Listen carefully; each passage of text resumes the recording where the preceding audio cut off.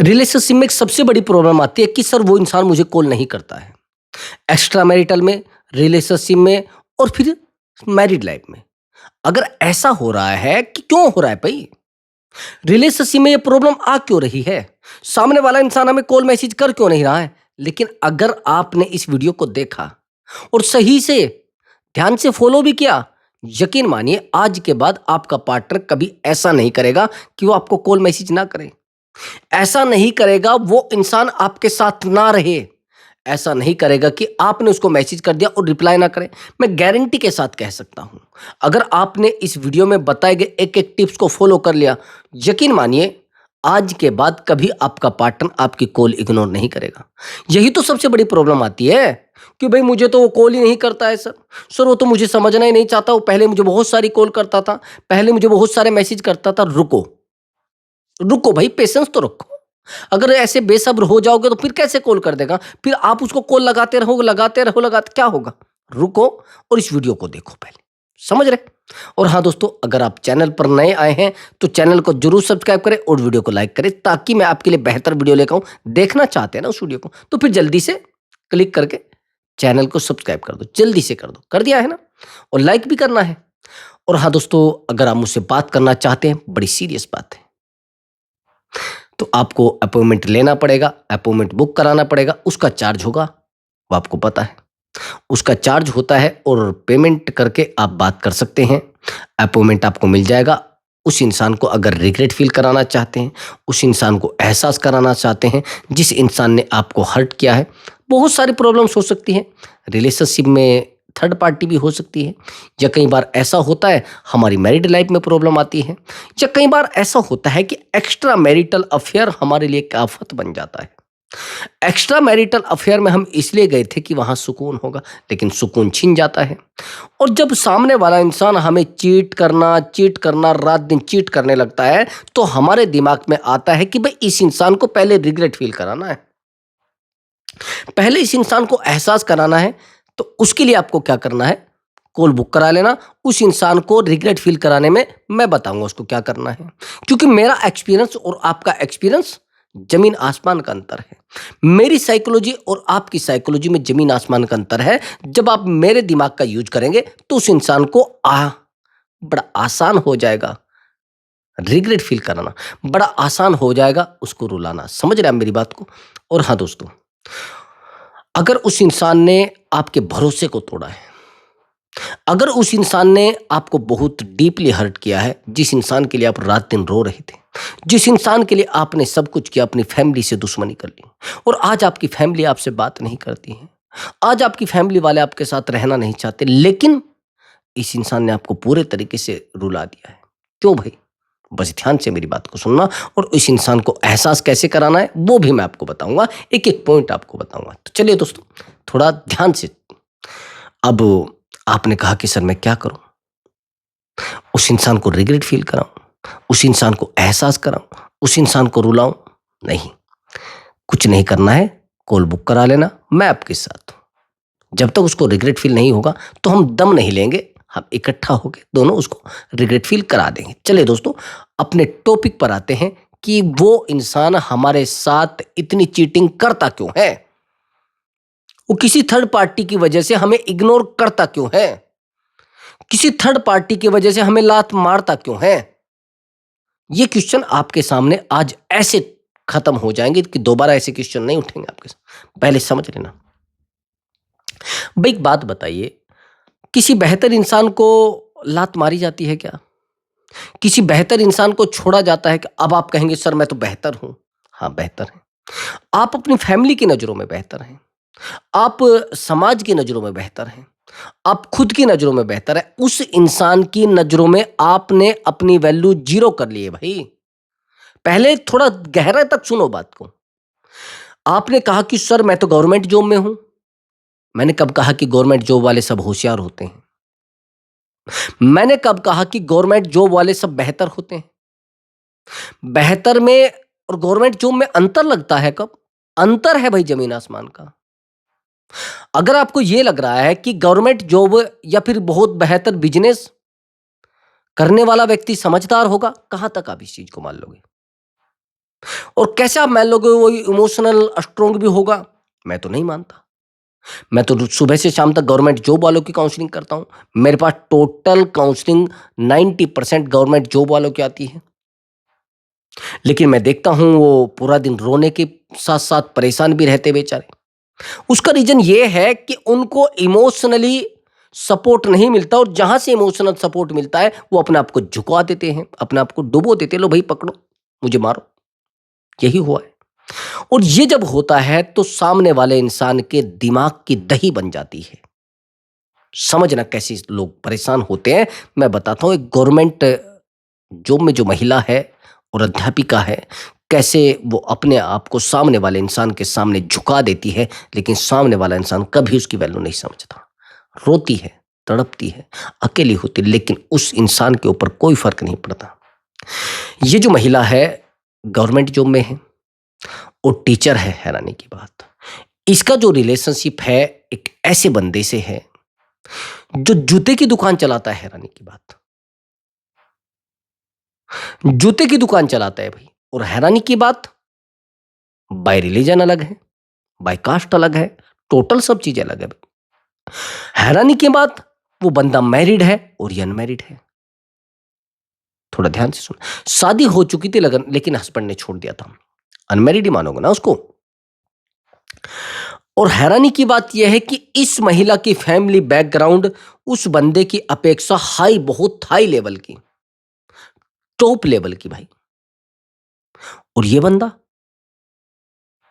हैरानी की बात यह है कि ये बंदा इसके ही घर के पास, इसकी ही दुकानों में किराए पे दुकान चलाता है। लेकिन आज ये बंदा शादी भी कर चुका है और हैरानी की बात है, ये कहता है कि मैं तुझे भी रख लूंगा, और ये तैयार भी है। तकलीफ यहां नहीं है, तकलीफ तो यहां है कि ऐसे चीटर इंसान के ऊपर हम विश्वास कितने समय से कर रहे हैं, 5 साल से भाई। और उससे भी बड़ी बात आप हैरानी की सुन लोगे, इस महिला ने इसको लोन कराकर भी दे दिया है। उसके लोन की इंस्टॉलमेंट ये भर रही है भाई, किस्तें ये दे रही है। अब इसने दुकान कर रखी है।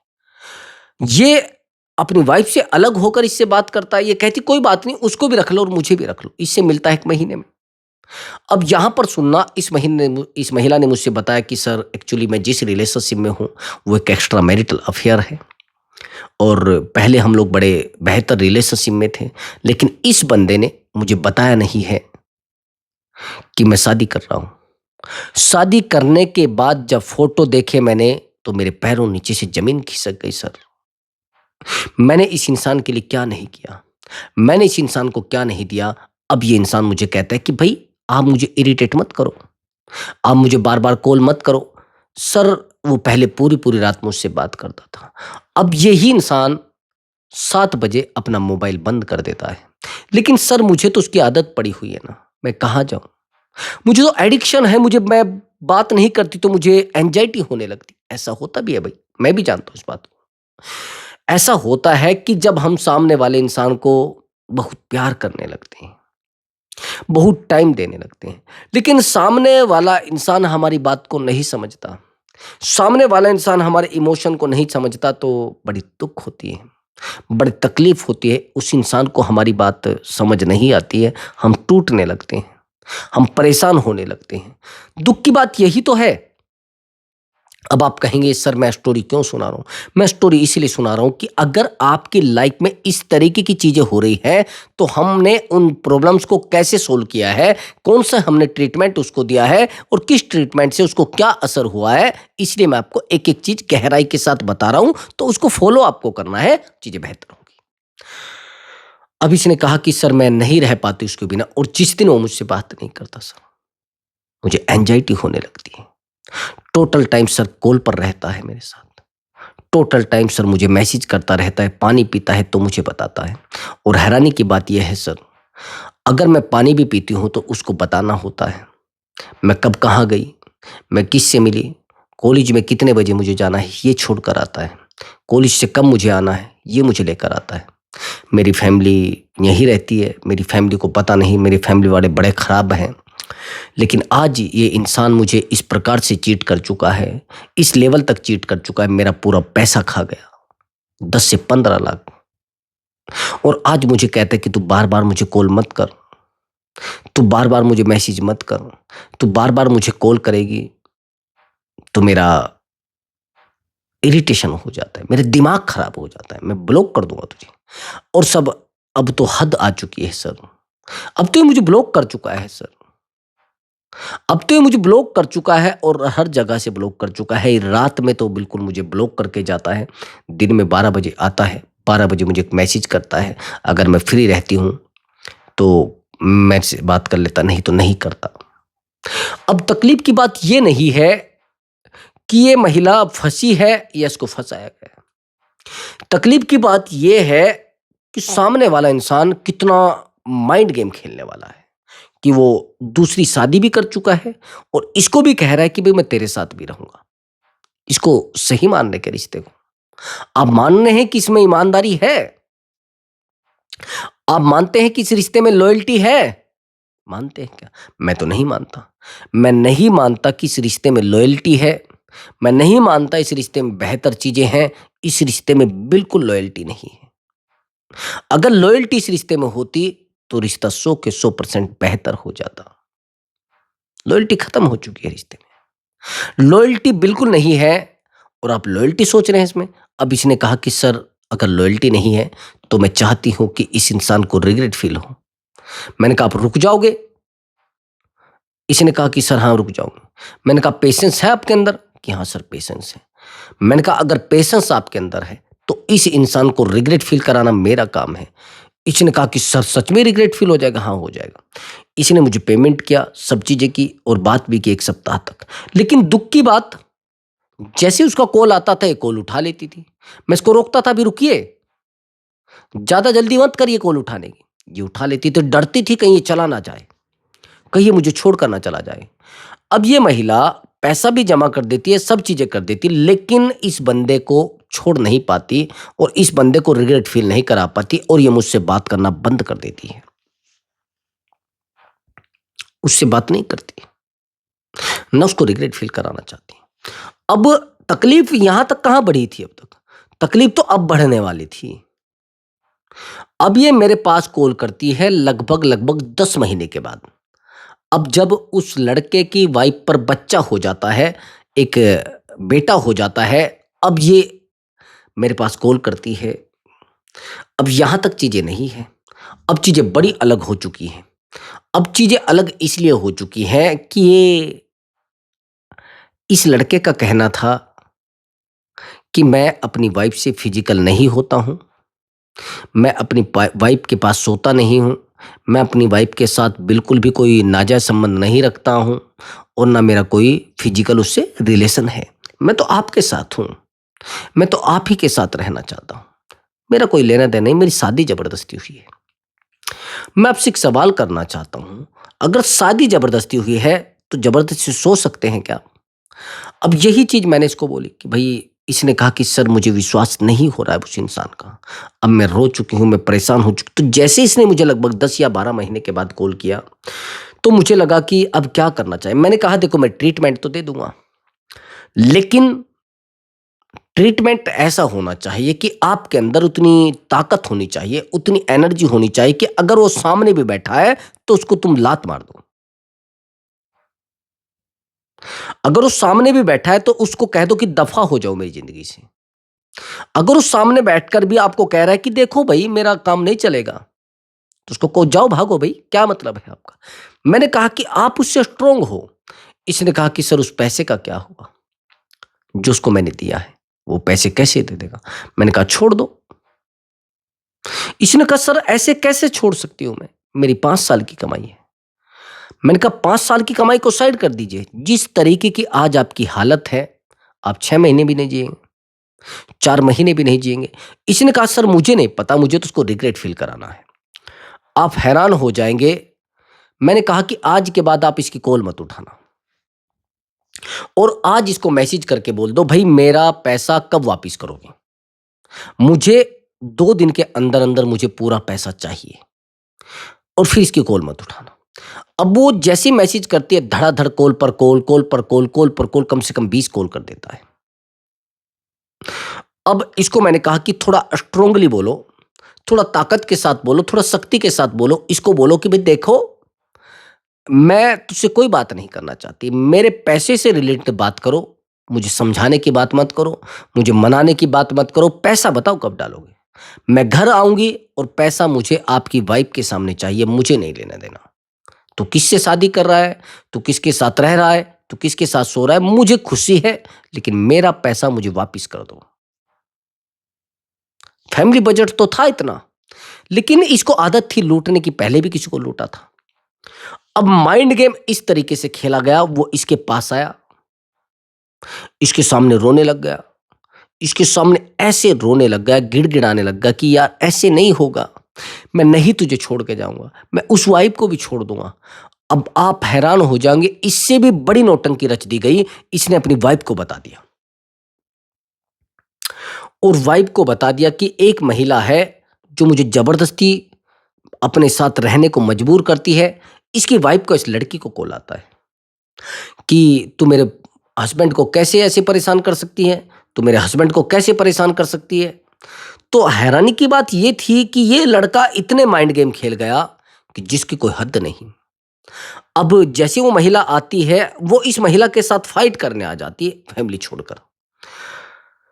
खैर, हैरानी की बात यह थी कि जो इंस्टॉलमेंट वो भरी गई थी, वो लोन जिसके नाम से था, और वो लोन जो उसने दिया था, जो दे रहा था ये, या ये दे रही थी, वो लोन की कुछ कॉपी, कुछ सबूत इसके पास थे, कुछ फोटोज थे, जिस पर उसने यकीन कर लिया।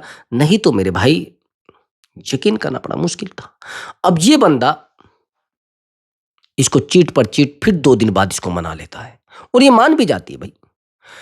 अब हैरानी की बात ये थी कि इसने कहा कि सर मैं क्या करूं, फिर ये चीजें खत्म हुआ। अब की बार मैंने कहा रुको भाई, जल्दी मत करो। इसको मैंने कहा कि भाई सबसे पहले इसको बोलो मेरा पैसा दो। अब ये 1 सप्ताह का टाइम ले लेता है, और 1 सप्ताह बाद ये इसको आधे पैसे वापिस कर देता है। पता नहीं कहां से करता है। और जब आधे पैसे वापिस कर देता है, तो इसके पीछे दौड़ने लगता है, रोने लगता है, यार तू ऐसा क्यों कर रहे है मेरे साथ, तूने बहुत बुरा किया है मेरे साथ, तूने बहुत चीटिंग की है मेरे साथ, तूने मुझे ऊपर फोर्स किया है मेरे पैसे के लिए, तूने मुझे बर्बाद कर दिया है, तूने मुझे, मैंने कहा कुछ भी कर दिया है। 1 सप्ताह होते ही उसने पैसा वापिस कर दिया कुछ, और दोबारा इस महिला ने इसको बोल दिया, भाई ये पैसे बता तू कब देगा। उसने कहा मुझे 8 दिन का टाइम और दो। मैंने कहा इसको 8 दिन का टाइम ये दो या 10 दिन का टाइम दो, लेकिन इसको बोलो मुझे पैसे चाहिए, तेरा प्यार नहीं चाहिए। अब समझना मेरी बात को। कुछ जगह पे आपने सुना होगा कि पैसों से रिश्ते खराब हो जाते हैं, पैसों से रिलेशनशिप खराब हो जाता है। पैसे कभी भी रिलेशनशिप में नहीं देने चाहिए, और देने चाहिए तो भूल जाना चाहिए। अगर आप उनको लेने की उम्मीद रखोगे और अपेक्षा रखोगे, रिश्ता ही सामने वाला तोड़ देगा। सामने वाले को लगेगा कि यार देखो, ये मेरी वैल्यू इतनी भी नहीं समझता क्या, ये मेरे को वैल्यूबल नहीं समझता है क्या। ये यही चीजें हैं। अब आखिरी बात ये है कि जो मैं अब आपको बताऊंगा वो सुनना। आखिरी चीज ये होती है, बार बार कॉल किया जाता है, मैसेज किया जाता है, तो आखिर में ये तड़पने लगता है, परेशान होने लगता है। जैसे पैसा वापस करता है, इसको रात दिन कॉल करता है, रात दिन मैसेज करता है। मैंने कहा अब इसको दफा करो, लेकिन ये फिर भी नहीं मानता। मैंने कहा अब इसको एंजॉय कर लो, इसको 2 लात 4 लात मारो, 2-4 थप्पड़ लगाओ, इसको दफा कर दो। ये खाली है, ये खाली हो चुका है। अब इसने एंजॉय किया, और उसको अपनी लाइफ तक नहीं रखा, उसको पर्सनल नहीं लिया, उसको ज़्यादा डीपली नहीं लिया। हाँ, उसको दफा करने की बात तो इसने कह दी थी कि सर मैं रहूंगी नहीं इसके साथ, ये तो बड़ा चीटर है, ये तो दगाबाज इंसान है, ये तो इसने बहुत बुरा किया है मेरे साथ, तो सर मैं जिंदा हूँ तो आपकी वजह से हूँ। ऐसे बोलती है तो मुझे लगता है कि यार हाँ ऐसा हो सकता है, लेकिन चीटिंग 100% हुई थी भाई। पूरे तरीके से हर्ट किया गया था, पूरे तरीके से रुलाया गया था। तो इसलिए मैं कह रहा हूं कि मेरे भाई, थोड़ा शांत होकर सामने वाले इंसान को रिग्रेट फील कराना उचित होता है, लेकिन शांत होकर। अब मैं आपको कुछ चीजें बताऊंगा कैसे सामने वाले इंसान को रिग्रेट फील कराया जा सकता है। सबसे पहला पॉइंट, उसको फोन मैसेज नहीं करना है, तभी तो फोन मैसेज करेगा। हमें लगता है कि अगर सामने वाले इंसान को हम ज्यादा कॉल करेंगे तो ज्यादा हमारी वैल्यू करेगा, ऐसे ही तो लगता है ना हमें। अब ये गलती हम पूरे जीवन भुगतते रहते हैं, पूरे जीवन उसको ढोते रहते हैं गलती को। और जब पूरे जीवन हम उस गलती को ढोते रहते हैं, ढोते रहते हैं, ढोते रहते हैं, तो हम बहुत वीक हो जाते हैं, बहुत कमजोर हो जाते हैं, बहुत हल्के पड़ जाते हैं। क्योंकि सामने वाले इंसान को पता रहता है कि कमजोर व्यक्ति है। आपको क्या करना है कि आज के बाद आपको उस इंसान को कॉल नहीं करनी है 15 डेज तक। तभी तो कॉल मैच की। और उसके पास एक एनर्जी भेजनी है आपको कि मैं कॉल नहीं करूँगा, मैं कॉल नहीं करूँगा, पहले मन में सोचो। क्योंकि वो भी सोचे बैठा है कि ये कॉल कर देगा। पहले अपने आप को कुछ टाइम के लिए पूरे तरीके से शांत कर लेना है। ये एक मेंटल हेल्थ है, सीधी बात समझ लेना। ये एक एनर्जी है, अगर आप उसको भेज पाए तो उसकी कॉल 100 के 100% आनी है। ये ईगो आप उसको भेज पाए, अगर ये एनर्जी होती, काम करती है, भेजी जाती है।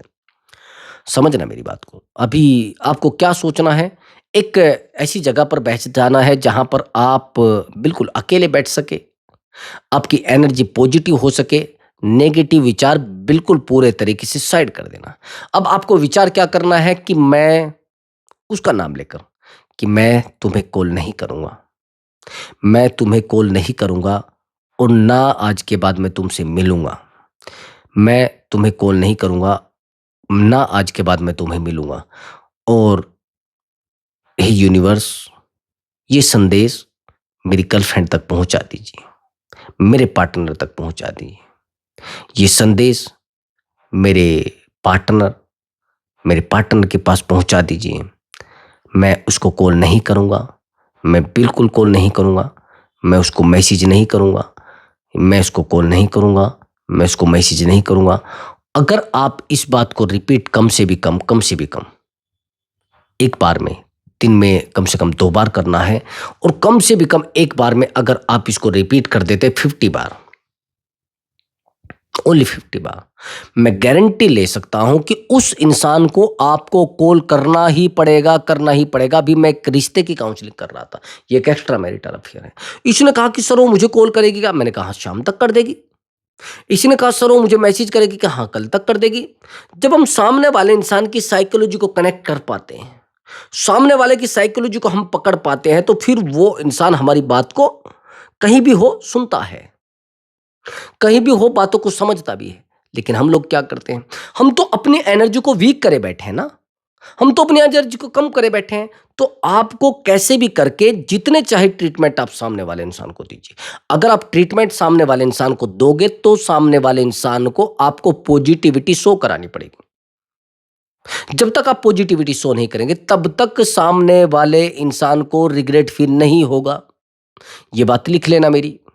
सामने वाले इंसान को रिग्रेट फील कराने के लिए आपका पॉजिटिव होना कितना जरूरी है, ये भी आपको नहीं पता है। अगर आप पॉजिटिव रहोगे तो उस तक पॉजिटिव एनर्जी जाएगी। सब उल्टा होता है ना, मैंने बताया ना बहुत सारी वीडियो में। जो लोग नए आए हैं वीडियो पे वो भी सुन लीजिए। अगर हम किसी इंसान के साथ रिलेशनशिप में होते हैं और वो भी 90 डेज से ऊपर, और वो भी इमोशनल, अगर हम किसी इंसान के साथ इमोशनल अटैचमेंट में होते हैं, और वो इमोशनल अटैचमेंट कहाँ तक बेहतर होता है, कहाँ तक सामने वाले इंसान को रिग्रेट फील करा पाते हैं, ये समझ लेना मेरी बात को। एक तो सामने वाले इंसान को ये रहना चाहिए कि यार ये इंसान तो मुझे याद ही नहीं करता। जितना आप पॉजिटिव रहोगे उतना सामने वाला इंसान आकर रोएगा, जितना आप नेगेटिव रहोगे उतना आप उस इंसान के सामने जाकर रोओगे। तो सीधा समझ लेना, आया समझ आपको? ये चीज़ें आपको फिट करनी पड़ेगी दिमाग पे। अगर आप फिट नहीं करोगे तो चीज़ें आपके सामने बहुत ज़्यादा खराब हो जाएँगी। आप चाहे जितने समझदार इंसान हो, जितना ज़्यादा हो सके पॉजिटिव, पॉजिटिव, पॉजिटिव, पॉजिटिव कि वो फ़ोन करेगी, वो फ़ोन करेगी, वो फ़ोन करेगी, मैं फ़ोन नहीं करूँगा। वो फ़ोन करेगी, करेगी, करेगी, मैं फ़ोन नहीं करूँगा। वो 2 दिन के बाद फ़ोन कर देगी मुझे। वो 2 दिन के बाद फ़ोन कर देगी मुझे। दिमाग को तो मत खराब कर लेना, लेकिन बस विचार करना है, विचार करना है, विचार करना है। आकांक्षाएँ कल रूप भी ले लेती हैं। समझ रहे? वो कहते हैं ना कि आकांक्षाएं अगर आप कर रहे हैं वो तो कल मूर्त रूप ले लेंगी चीजों का। उन पर प्रयास होना शुरू हो जाएगा, यूनिवर्स उन पर प्रयास करना शुरू करेगी, ब्रह्मांड उन पर काम करना शुरू कर देता है। ये चीज नहीं मानते तो मानना पड़ेगा। रही उसी थर्ड पार्टी को निकालने की, जितना आप स्ट्रोंग होते जाओगे, स्ट्रोंग होते जाओगे, स्ट्रोंग होते जाओगे, थर्ड पार्टी उतनी ही वीक होती जाएगी, उतनी ही वीक होती जाएगी, और उतना ही आपके पीछे दौड़ना शुरू करेगी। जितना आप उस इंसान के पीछे कम दौड़ना शुरू करोगे, कम दौड़ना शुरू करोगे, उतना ही वो इंसान आपके पीछे दौड़ना शुरू करोगे। और जितना आप सामने वाले इंसान को प्यार दोगे उतना ही प्यार आपको कम मिलेगा। आप एक गलती और भी तो करते हैं, आप अपने आप को खाली कर लेते हैं। नहीं समझे मेरी बात को? आप अपने आप को खाली कर लेते हैं, खाली समझ लीजिए कि कमजोर कर लेते हैं।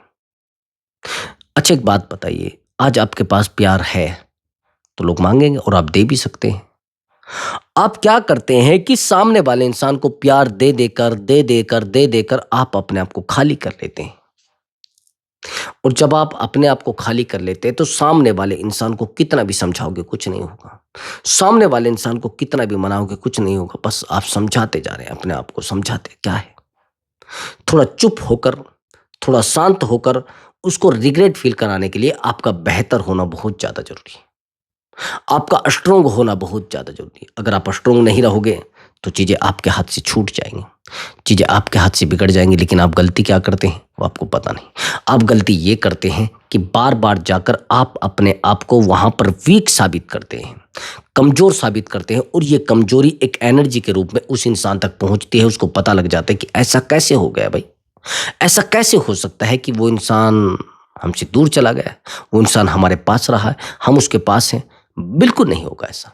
आपको कैसे भी करना है, अपने आप को थोड़ा शांत कर लेना है, चीज़ें बेहतर हो जाएँगी। बार-बार कॉल मैसेज करना, बार-बार समझाना, बार-बार मैसेज करके उसको कहना कि यार मैं तेरे बिना नहीं रह पाना। कहाँ हो आप? किसके साथ गए थे? किसके साथ बैठे थे? ये रोक दो पहले। ये बचपनी हरकत है, ये बच्चों वाली हरकत है। ये बच्चे वाली हरकत आपके लिए शोभा नहीं देती दोस्त। तो दोस्तों मैं मिलता हूँ एक नए टॉपिक के साथ, एक बेहतर एडवाइस के साथ दोस्तों। नमस्कार दोस्तों।